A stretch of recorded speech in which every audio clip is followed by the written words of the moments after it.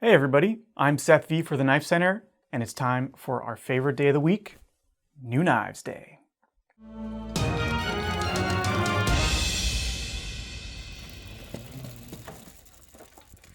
First up, a couple of new releases from Straightline EDC. First here on the table is the Buster Pocket Fixed Blade, a perfectly sized little fixed blade made from M390 steel, a selection of micarta handles, and all of which are going to come in at $165. We have just 2.7 inches of blade here, and I think if the name Buster didn't clue you in, this blade shape would really let you know the Sodbuster inspiration behind this design. I mean, Sodbuster, classic slip joint, a hard-working kind of everyman's tool that's been unchanged, not because it's, old-fashioned or forgotten, but just because it still works as good as it ever did. I think that's going to be true of this Buster as well. Great ergonomics, simple handle, just some good curvature and kind of shape to it. It's slim enough to ride in the pocket easy, but definitely more comfortable than a folder thanks to its lack of pocket clip. I get a good 3.5 fingers on here, which means someone with slightly larger than average hands is probably going to get a solid 3. But thanks to the simplicity of the blade shape, it's easy to hold no matter how you need to use this thing. And I appreciate also the relatively slim blade steel thickness here that's going to make for good, efficient slicing. To carry, it's going to come with this magnetic pocket slip, or sheath rather. It's not just a slip because this has a method of retention. You've got this magnetic flap, and in something of a signature feature for Straightline EDC, it is adjustable for either deep or more accessible carry in the pocket. Ambidextrous too, obviously with this shape, so you can put it in either your right or left hand pocket. Beautifully made. This is fantastic quality. The leather is Italian leather. It's an Italian brand. It really gives you a luxurious feel just as you're holding it and even smelling it. But let's talk about the even bigger news from Straightline, which is their first folding design. This here is the ROX, a compact, very efficient button lock folder that feels fantastic. This has 2.8 inches of steel, M390 to be specific, and comes in at just $165 with a selection of different handle scales. Now, you may know, if you've seen this channel before, that Straightline EDC is the brainchild of Igor, DCA's sometimes collaborator, and Italian knife maker extraordinaire. This is named after Igor's wife and is a fitting tribute, I think, for a very thoughtfully designed everyday carry knife, a perfect choice for their first folder. You can see that button lock action is liquid smooth, drops shut, holds it tight with a very satisfying detent, and flicks open easy with ambidextrous thumb studs. The blade shape they're calling reverse tanto, but I've never seen a more sheep's foot design in my life. But we'll let Igor, David, and Thomas argue about that one. My favorite feature is the handle shape. I absolutely love the contouring in this direction. It's got a little bit of a swell to it. Actually, more than a little bit, a substantial swell. You can see it in this, angle, but you can also see it in the depth of this sort of infinity symbol milling here. It really cuts in deep into the handle, showing off the kind of volume you have, and you can feel it in your hand. It's supremely comfortable. Even with the sort of ergonomic wart of a pocket clip, this is a comfortable one, but all pocket clips are a bit of an ergonomic problem. Even with that, it's just fantastically comfortable and easy to move around on. Really cool design and a pretty sweet price, if I do say so myself. Okay, next we have some sweet EDC multi-tool utility knives from Oknife. Oknife. Olight? Oknife. This right here is the Oknife U1 Pro. We've got a crossbar lock, a replaceable utility blade holder, and the feature that makes this the Pro is this locking mini bit driver in the handle. So it just opens with a little detent, but it locks in the open position with this button here. So you depress that to send it closed. Comes with a reversible mini Phillips or standard bit. But of course you could stow any old thing in there as long as it fits. Standard mini bit should work, and the crossbar lock is excellent. I'm really digging these EDC style utility knives. You know, you just get the worry-free ability that comes with a utility knife, but in a fidget-friendly, comfortable, efficient package. This Pro, it's actually a pretty good deal too, I happen to think. It's just $27.99 at the moment. And that's with these carbon fiber. Oh, it's not solid carbon fiber, it's an overlay, but some classy looking carbon fiber scales. Great action, good comfort. This also, if there's still time to get it before Christmas, this would make an awesome gift. Everybody loves a utility knife. Might be a way to kind of get somebody to appreciate what modern EDC knives can offer in a package that they won't have to worry about sharpening or, you know, taking any sort of special care of. So pretty sweet, and with the added bit driver in the Pro, I think it's going to be useful for just about everyone. If the U1 Pro wasn't enough for you, we also have the new U1 Ultra. Check this thing out. I don't know quite where to put it in maybe the hierarchy, because this does not feature the bit driver, but it does have a bit more of like a refined build quality. What we have in the materials at least is aluminum handles and a button lock. Same kind of you know, replaceable blade holder, but feels even more knifey, if that makes sense. Has a bit more solidity to it. I like that there's a little more room ahead of the flipper tab too to kind of choke up if you're gonna, I don't know, we use this in a pinch grip for that kind of cutting. Pretty cool package here, very smooth, and it comes in a number of very cool finishes. This is the pink zombie colorway. What are they calling it? Yeah, zombie pink. It has some, you know, more conservative brown and gold and blue colorways as well. You can go for a Route 66 one. You know, match the look to your personality or the personality of the recipient of your gift, and I think you're going to be happy. I think the Ultra in the name comes from the blades that this comes with, though, because this appears to be a black ceramic, and it also has this definitely ceramic white replacement blade. You know, ceramic blades are going to give you much longer edge retention than steel. Not as tough, but on a utility knife, where you certainly shouldn't be prying with it, I think that's a nice trade-off that I'm willing to make, at least. And then one thing before we move on, both the Pro and the Ultra come with this extra little one-piece multi-tool. You have a little multi-size ratchet there, which happens to make a perfect tool for turning, tightening, and loosening this little thumb screw if it gets a little tight on you. Also has a bottle opener, pry tip, and a nondescript circular hole in the middle. I don't think it'd make a good lanyard hole, but it's there, so let's call it a feature. Next up is a new knife from Boker that I personally have been very excited about. This is the Kihon Bifold with the thumb studs. So this comes in at $106.21 at the moment with Magna Cut steel and an ultra slim folded steel handle.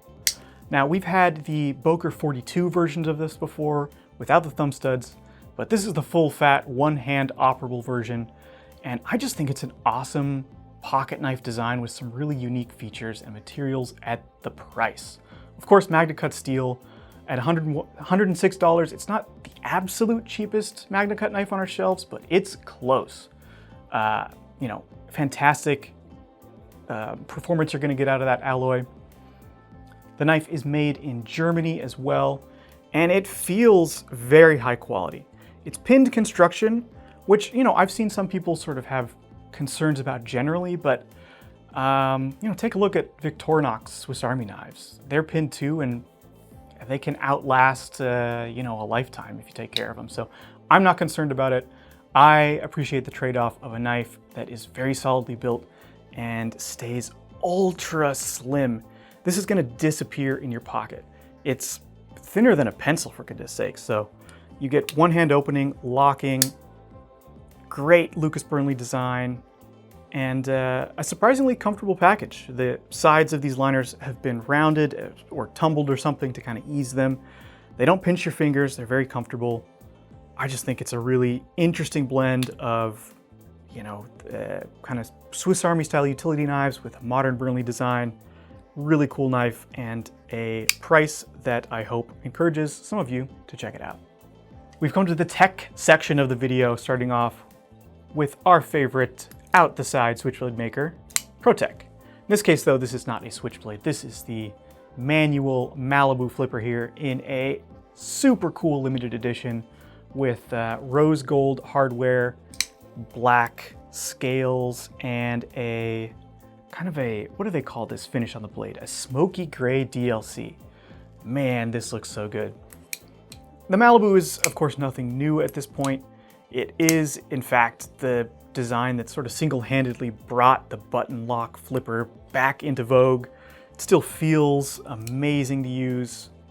Crisp detent, effortless deployment and closing. So nice. This version is $330, but this is kind of standing in for a bunch of new ProTechs that were just added. We have limited edition versions of the Run 5. We have the manual TR3 back in stock. There's a bunch of cool stuff. ProTech doesn't tend to make knives the same way twice, so if this limited edition or any of the other new arrivals speak to you, pick it up before they're gone, because you probably will never see one like it again. And our Microtech here is the Scarab. An OTF we don't see that often, and especially not like this. This finish is crazy. They are calling this their Geotrace Camo, and this version comes in at $572 with M390 MK steel. Whew. The Scarab is a big OTF. I can't remember the last time I handled one, but I can see they've kind of retooled some of the features to bring the modern crud cutter switch construction to this model. That's a pretty big pocket clip. I don't know if that's new. I think it's the old pocket clip, but Microtech experts, feel free to chime in the comments. Wow, this thing really kicks out the front hard. What a sweet blade. I don't know what exactly this camo would camouflage you against. Maybe newsprint? An old newspaper photo, yeah. Yeah, but it's a striking look, and it definitely makes an impression. Check out the size of that thing. If you like big OTFs and are an appreciator of Microtech history, I think the Scarab should be on your list. And Microtech, like ProTech, rarely makes a knife the same way twice, so I doubt we'll ever see this exact version again. Next up is a new version of knife we haven't seen in a good long time, the Les George and Alan Elishewitz Ek Integral Folder. Check out the blingy look on this one. Super cool. The Ek knives are fixed blades, now made by K-Bar, characterized by this very distinctive handle shape. They have these scallops cut out of them and this sort of cross-pattern hardware. Alan Elishewitz and Les George have worked together to bring those characteristics to a folder. This is what they've come up with, and I really dig it. I would classify this as a utility dagger, in that it's a true dagger profile, but the grind and the overall kind of feel of it lend itself to more EDC tasks than just a true dedicated combat knife. It's still quite sizable though, with 3.75 inches of blade, M390 steel, and of course, integral construction. Now, those of you who know integrals know that they tend to be expensive, and at $400 this certainly is, but it's also not out of line for an integral design. So I really like the overall package. Action is fantastic. Frame lock feels just bank vault secure.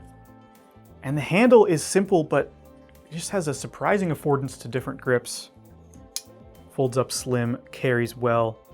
Yeah, really cool that they've been able to take a classic dagger silhouette and turn it into an endlessly capable EDC knife. Next, we have a couple of rare Sebenza variants to take a look at. First of all, this is a combination I don't think I've ever seen before. We have the Tanto blade and Massacre wood inlays. Yeah, Massacre Ebony on this. Really interesting. Usually you see the Tanto with the plain Jane handles or micarta, but they've kind of dressed it up a little bit with this. I don't know. It's an interesting combination. I think it's going to be the perfect Sebenza for somebody, that's for sure. At $650, this is a real top-of-the-line Sebenza variant, but, you know, all of the improvements of the 31 help to justify that price. You got the ceramic lock bar interface, Magna Cut steel, Chris Reeve's famously keen hollow grind, and they're very cool, you know, kind of unique Tanto with this almost chisel zero ground tip. Really like how they do their Tanto blades. The Sebenza is just a special knife, no matter what configuration you get. This small Sebenza though, this is a very special Sebenza. I actually own the exact same specifications with the bog oak and the polished blade, polished handles as a large Sebenza, and it's my absolute favorite. And I don't need a small one, but man, seeing this here, there's just something like luminous about the way Chris Reeve does their polished grinds and their polished handles. The combination of the perfectly consistent satin finish behind the inlay and then the glass blasted chamfers and pocket clip and lock bar, it combines to give you like the fanciest knife you've ever seen that feels like the hardest working knife you could ever want. It's such a cool combination. These Sebenzas really are special, and we've not seen this exact configuration of the small Sebenza yet. So this comes in at $675. Magna Cut steel, of course. The small Sebenza is just an eternal classic. If you can swing it and you're looking for an extra special knife, maybe as a gift to yourself or, you know, someone you love very much in your life, consider this, because there are very few knives made that are more special. Speaking of special, check this thing out. My goodness, just when you think ADV could not get more ADV-er, comes out with something like this. This is the Freak, and it is enormous. The blade comes in at 4.5 inches. This features VG10 Damascus and some kind of exotic titanium, boomerang zircutai inlays. Check those out, absolutely insane. Got boomerang zircutai, backspacer as well, brushed titanium handles. This one comes in at $1,595, but if you don't opt for the zircutai and titanium, you can get one for as little as $540. What a beast, what a freak. The name is perfect on this. Look at that blade shape. It's like a Bowie Tanto. Absolutely insane. The scale of this, the width, it's just a, you know, if this is a dressy work knife, this is a tactical knife in a tuxedo. Just absolutely crazy. ADV, I must admit, I'm really drawn to his design language. It's so unapologetically over the top. It's just fun. And then you pick it up and it feels like it means business. What a crazy knife. So yeah, this is a new design from ADV as far as I'm aware. I don't think the Freak has been out yet. If you're an ADV collector, you definitely need one of these. It's going to dwarf some of the other knives in his catalog. And that's really saying something. I wanted to put this next knife next to the Freak there, because this is a different way to do a big knife. This is the Eutektik binary, and it's big in a much more conventional scale, shall we say. The blade length is only 3.75 inches. It's 14C28N, and all versions are going to be on sale at the moment for $68. The impression in hand, though, is of a full-size knife, a big knife for sure. You've got two generously sized grip positions here, either with your finger in the scallop and the handle or up into this generously sized finger choil for a little more finer control over that edge. The way that this thing folds up and carries, though, very trim, very efficient, very compact. It's a big, easy knife. I grabbed the left-handed version to show off that there are dedicated left-hand versions of every single colorway of this binary in stock. So we're gonna go ahead and try and manipulate it left-handed on camera here. I am not left-handed, but okay, not bad. It's not so much the flipping that's strange for using my non-dominant hand, it's the unlocking. What really makes this left-handed is the liner lock on the opposite side. It just feels a little weird to use my thumb that way, but all right, time for the front flipper. Not too bad. If I can do it left-handed, I think folks are gonna find this pretty easy to manipulate. Especially the lefties. Especially the lefties. You gotta give it to Liong Ma. The fact that he commits to making dedicated left-hand versions of all of his knives is super cool, and I know the lefties out there, you know, appreciate him for it. Next up is the latest release from Finch Knife Company. This is their Geneva Spur frame lock. This is very much in line with some of, you know, I don't want to say the typical Finch knife release, but it's giving Finch fans more of what they like, with a traditionally inspired look and feel, but thoroughly modern features and materials. 2.9 inches of blade, 154 cm, a price of $155. Nice frame lock flipper action. I really dig this blade shape too. I'm gonna go ahead and call it a Wharncliffe. There's just the barest hint of a curve to that edge there, and it's a little broad for a Wharncliffe, but the tip tapers quite aggressively, so that is a very precise tip. Great EDC size at a safely under 3-inch blade length. And I can't remember if we've seen many wire clips from Finch either, so I happen to be a big fan of wire clips. I really like how they work and how they feel in the hand. This is a comfortable handle, well-sized, excellent in a pinch grip. I like that the bolster on this side gives you a little bit of fluting there, which is actually a kind of a tactile spot. You can feel it as you're gripping it, and it really makes it work in a pinch grip. There are 3 different handle variants. You can get this resin, you can get a abalone, or you can get stag. All gonna be $155. The resin is really cool on this. I like that there's some depth to it. You can sort of see the lines of color moving in different directions through the translucent resin. Very cool effect here, kind of a tortoise shell almost. Super classy, what with no compromises. You know, if you want a pocket knife that feels like an old knife but doesn't work like an old knife, you gotta check out Finch. All right, we've got a bunch of new releases from Kansept and Tenable knives to check out. This right here is the Nahual, designed by Javi Garcia. This chunky little crossbar lock has got a ton of personality, especially with these wild exotic carbon fiber scales. That's gonna be 80s camo carbon on this. Reminds me of a bowling alley carpet for sure. This comes in at $250 or thereabouts. Got Magna Cut steel though. Can't remember if I've seen that from Kansept before, but it's good to see more Magna Cut out there for sure. That blade finish too, it's hard to appreciate on camera, but it's a nice polish underneath the DLC. So got some sparkle to it, even though it sort of presents as this blacked out look. Great crossbar action. Kansept has a really well-tuned crossbar lock, easy to flick open, comfortable chunky handle.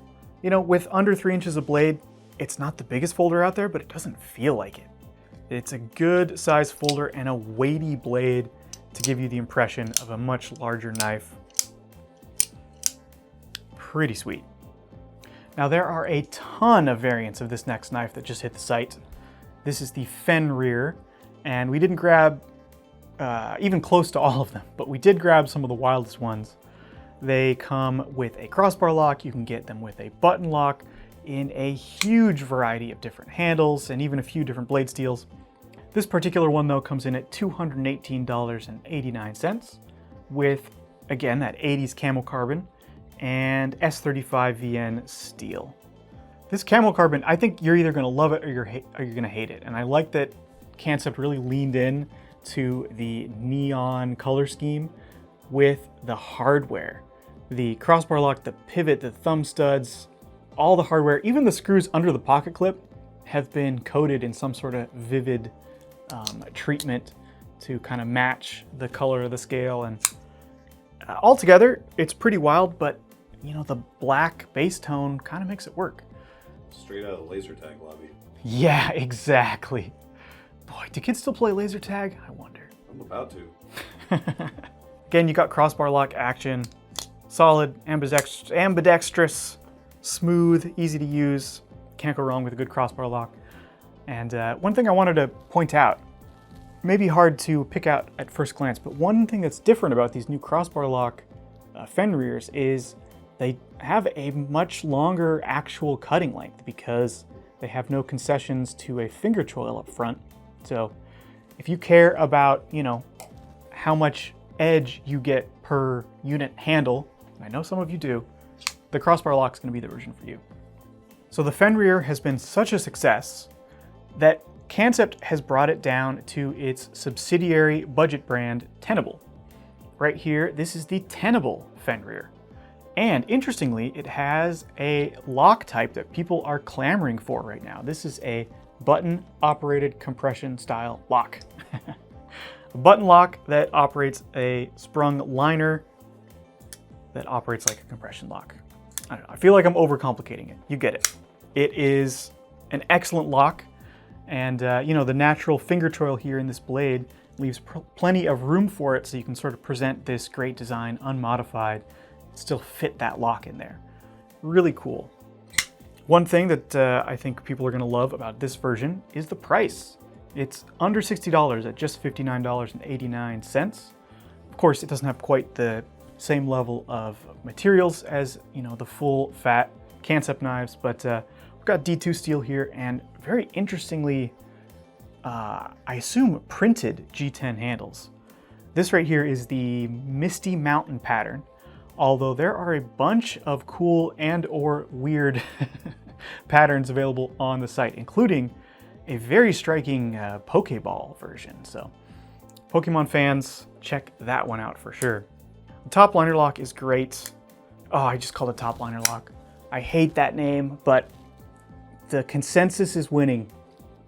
Pains me to say it, but you know, we gotta agree on names for things, and that seems to be what people are coalescing around.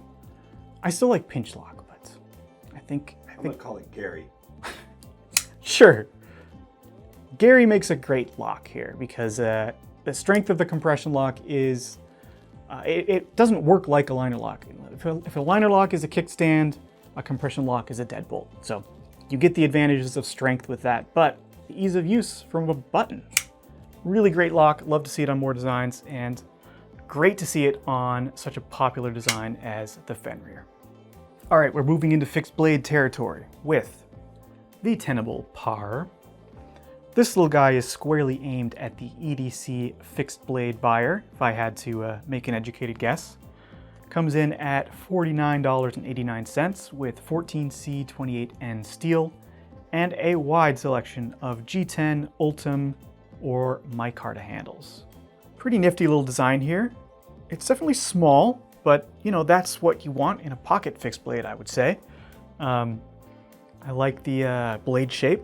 It's got a good, yeah, we'll go for it. This one's a reverse tanto. Left with a Z. Sheath on it is nicely apportioned. Little taco style kydex with an actual pocket clip. So that's gonna work for you. It looks like, yeah, easily reversible for left or right hand carry.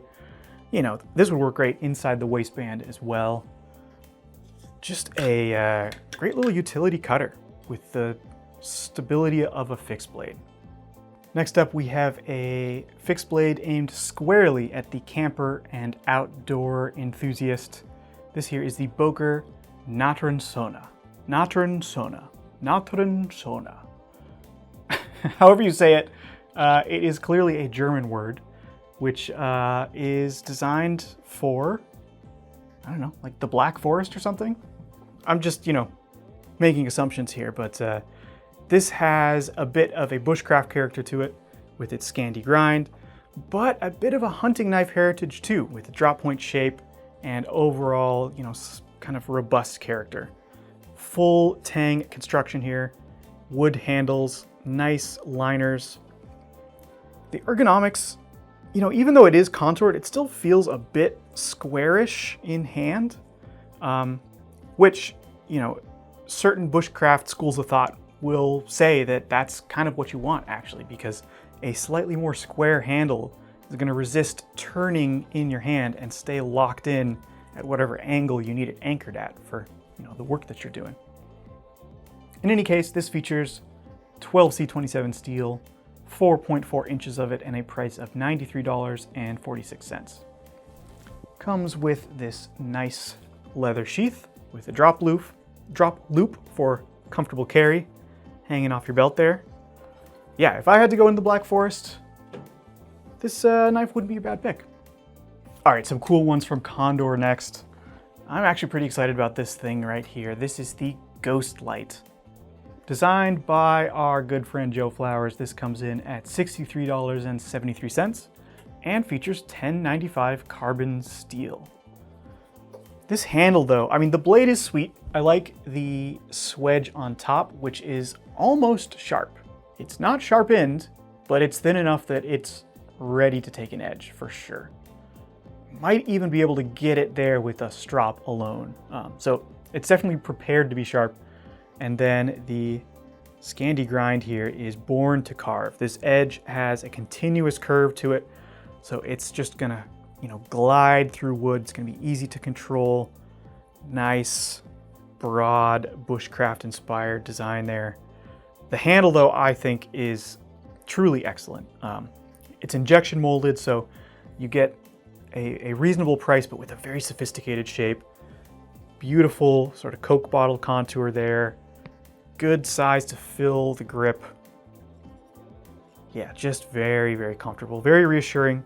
And as you can see by the protruding pommel at the back there, this is a full tang design, or a full length tang. I think there's some debate as to whether you can call it an encapsulated knife or full tang knife, but frankly, just even saying that started to bore me. So this has all the strength you want from a full tang design. And it comes with this excellent molded sheath. Snaps into place here very firmly. It's not going to be rattling on your belt. It's held in place very nicely there, and it has affordances there for various tech lock clips. Are going to work no problem in these slots. You can change the angle of what you're working with.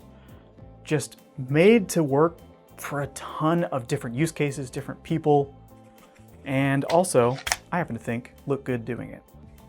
All right, these next knives are just plain cool. Well, I said knives, these are machetes, which I would argue are not knives. Machetes and knives, similar, not the same. They're in a bigger circle. Yeah, a bigger circle of a much bigger circle. And this thing has a lot of edge. This is the Combat Machete. Man, at $80.73, it's not a value machete, but it is delivering a lot of style and capability, make no mistake. It's not super flexible like a Latin machete, but there's a little bit of springiness to it. Got a good weight too. I think if you wanted a machete that could chop, this would be a good choice. Its sword-like silhouette broadens up at the tip here to give you kind of a sweet spot feeling up here for chopping. This is indeed a sharpened swedge too, so that isn't just edge ready, that is sharp, which means you can cut on the backstroke, if you're clearing through bush or something. Chop going in, chop going out, double your productivity. I think the most striking thing about this, other than the blade shape though, is the handles. These are just fun. They're, it's the shape of a classic combat knife, K-bar or something like that, but with these wide rubber O-rings, it seems, that both give it grip and a bit of springiness in the grip, in the hand. Very interesting feeling. It's comfortable, don't get me wrong. It looks kind of crazy though, doesn't it? It's like very bold, almost cartoonish, but I think it just makes these fun. The sheath that comes with this is gonna be a full leather construction here, and it has this nice pivoting dangler to make carrying such an oversized knife a little more comfortable. I don't know if I've said the blade steel on this yet. I think I did, 1075. 12.8 inches of it. Pretty sweet tool. All right, and coming in at a little less money at $76.48 and a little shorter blade length with just 11.2 inches of 1075 steel, we have this jungle Bowie. Man, but what a blade shape on this thing. The clip point draws down to this really precise tip here. And this swedge, unlike the previous machete, is not sharpened, but could easily be made sharp if you wanted to do a little cutting on the back swing. One thing though I like doing with these kind of machete style or big choppers that have a bit of a recurved spine, they're very useful for like picking things up out of the way. You know, if you're cutting through something and then you need to kind of like move it around yourself to get past it, or pick it up and toss it over your shoulder, you know, this kind of section of the spine is good for that. So I probably wouldn't even sharpen this. I just use it as my prodding and picking tool and then cut with the sharp bit. This one feels like it's not going to be as aggressive of a chopper as the combat machete. Doesn't quite have the weight forward character, but it also means that it's quite a bit faster. So if you like to use your machete in a more velocity style tool rather than, you know, a mass style tool, this is going to be a great shape. And those handles just make me smile. They look like a child's drawing of a combat knife, and they feel extremely comfortable. So fun to look at, fun to hold. Just a really cool series from Condor. All right, and one of the most unconventional, or at least unexpected, perhaps, tools that I've ever seen on our table is this new, to us, Estwing Geo Paleo pick. Man, Estwing is such a great company. They make hatchets, they make hammers, they make all sorts of non-knife tools, but you know, as much as I love knives, they can't solve every problem. So if you have a Geo Paleo need to pick and or spike things, this is the tool for you. This is made in the USA from a very sturdy steel. Comes in at $82.95, and it's too big to even really manage here on camera. The length of this handle is significant, especially if you're familiar with Estwings. This is about the biggest Estwing I've seen. Gonna give you the leverage you need to swing, and that point there is very precise.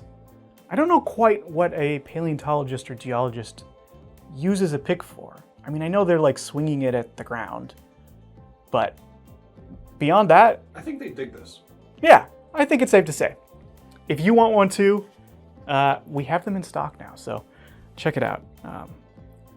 You know, I used a pick when I was leveling some ground, when I had to repair my deck. So it's a tool that, you know, you might not think you need until you really, really do. And nothing quite replaces the utility of just being able to slam a spike or a little paddle into the ground and kind of move stuff around. Sure beats shoveling, I'll say that. All right, well, we've reached the end of this excavation here of new knives. Thanks for sticking with us.